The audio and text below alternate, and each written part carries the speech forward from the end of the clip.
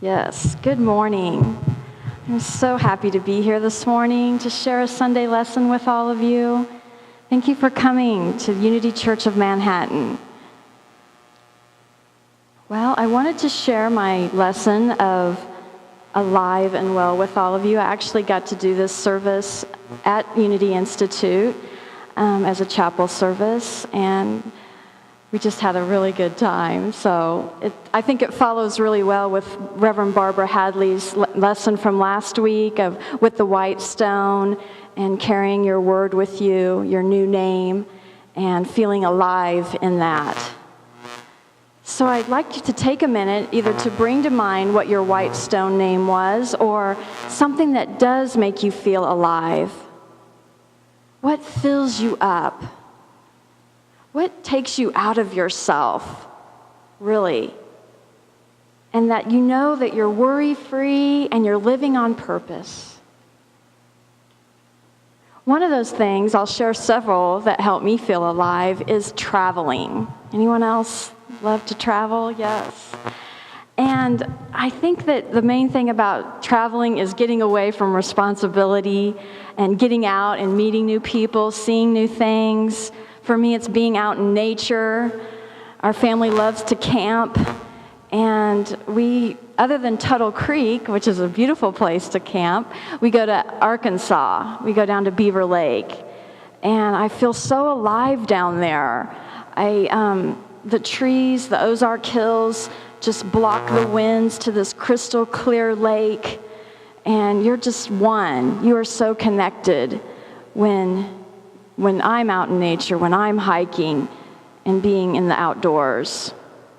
But one of my favorite ways to travel is inside, that vast universe within all of us, that place where we know peace and we know wisdom. The first principle in unity is that there is only one power and one presence, God the Good. To me, that makes me feel alive, invigorated.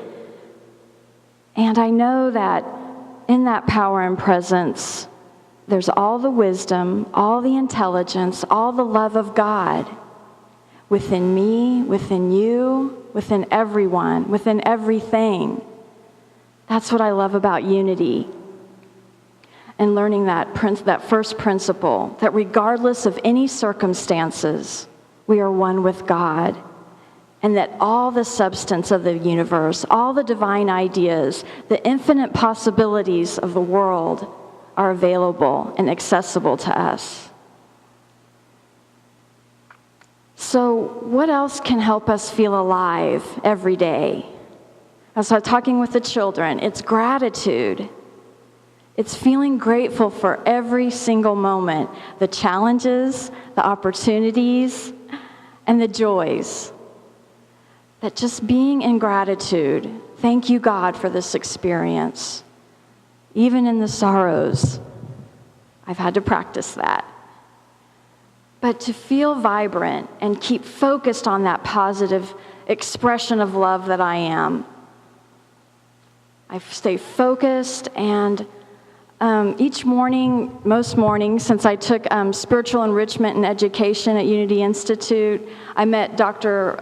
Paul Hasselback, Reverend Paul. He's the dean of the spiritual enrichment classes there. And one of his favorite songs was to sing, "It's a beautiful day in my consciousness, a beautiful day in my consciousness." So for over 15 years, I've pretty much woken up every morning singing that. The kids get tired of it. That's who I am. But I sing it in the mirror. I sing it throughout the day just to know that it is a beautiful day in our consciousness. He promised someday he would finish that song for me, but he hasn't yet. And also another way for gratitude is through a journal. Just going back, I have years of journals. I learned about journaling from Oprah when she first started, yes, and she said, try to write down 10 things you're grateful for. At first it was hard.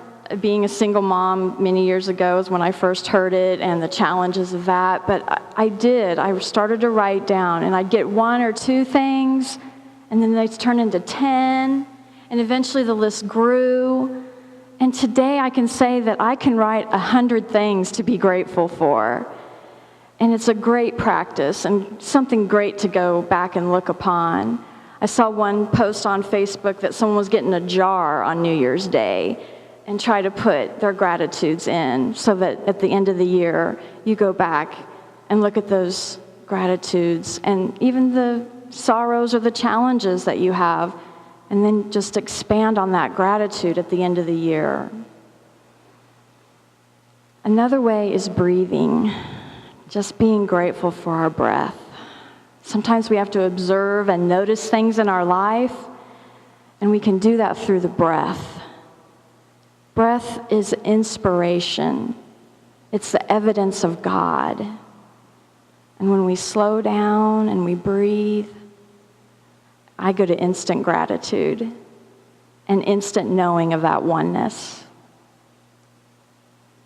Later during our meditation time, we'll explore how Jean Houston, she's a magnificent mystical guru of our time, but she gives us a visualization to get in contact with our higher self and expand our gratitude.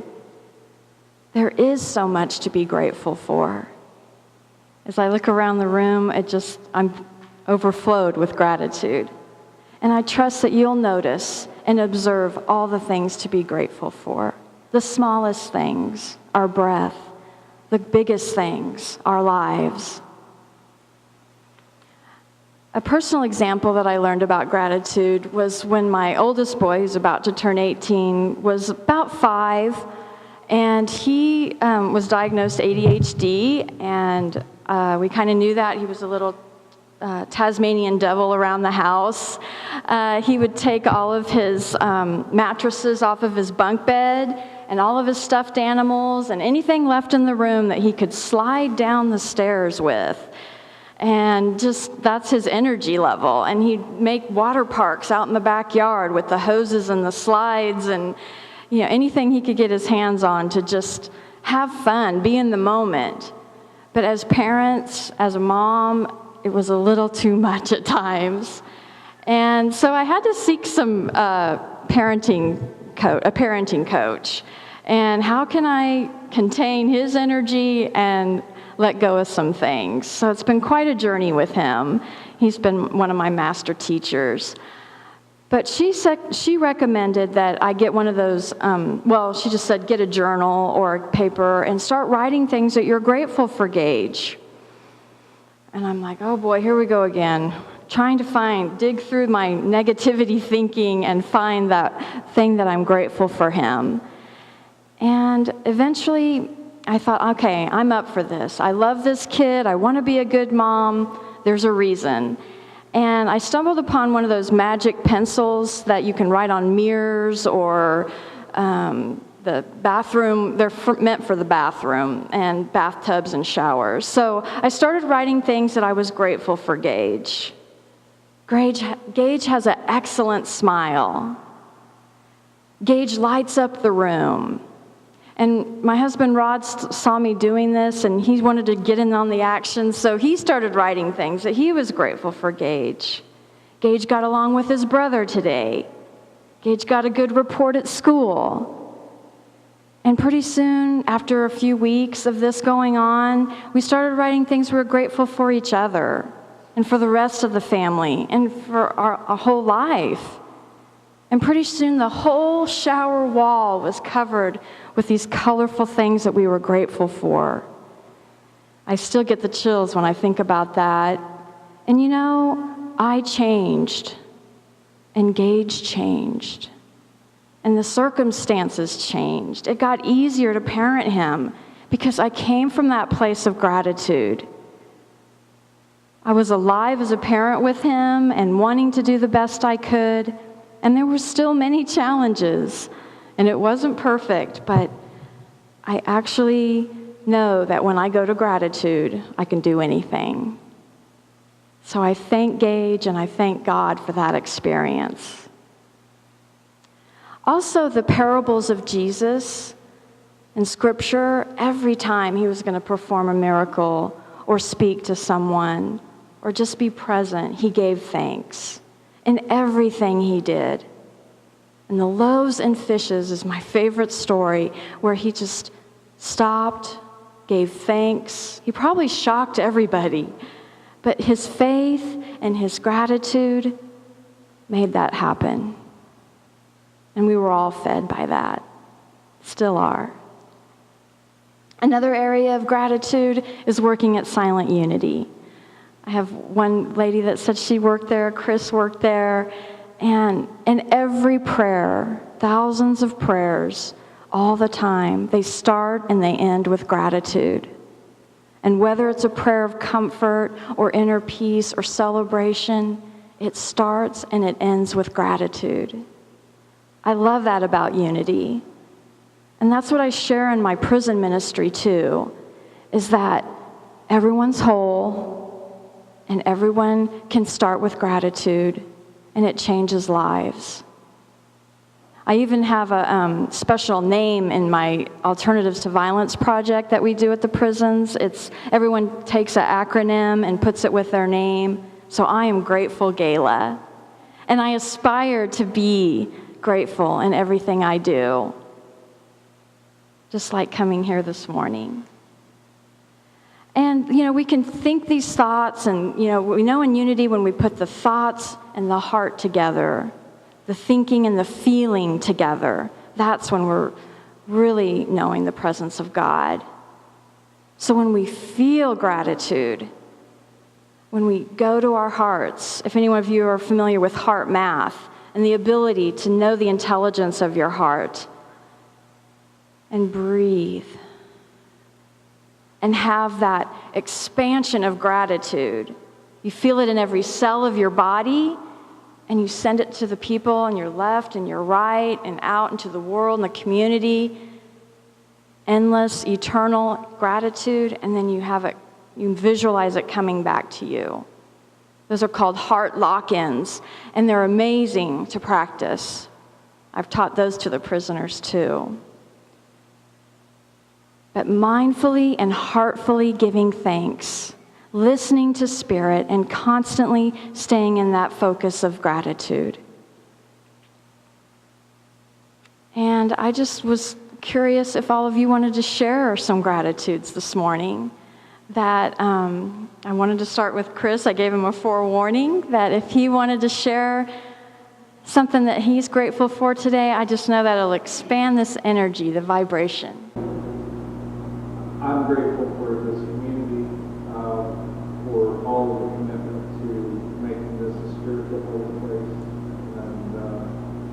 and for the expression that you are in this part of the world and for the world. I'm extremely grateful for that. I'm also extremely grateful for Silent Unity and for Unity as a whole. It's changed my life. I have so many things to be grateful for: music, my children.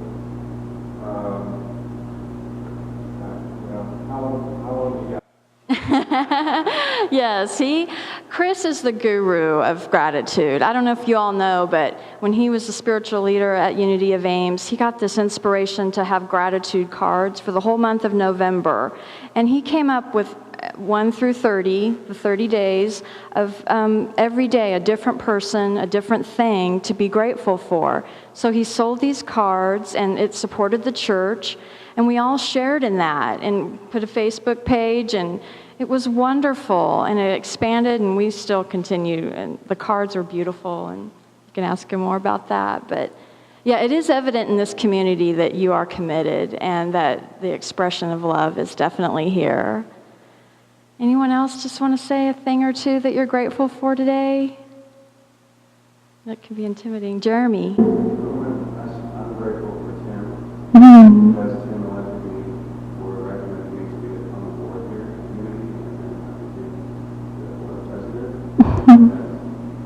And has opened up my mind to want to go farther into Unity. Excellent. Thank you, Tim. You never know whose life you'll touch, right? And where that'll go. So, Tim. I have to say I'm grateful for my relationship with God in every moment of my life. I'm grateful for the Yes.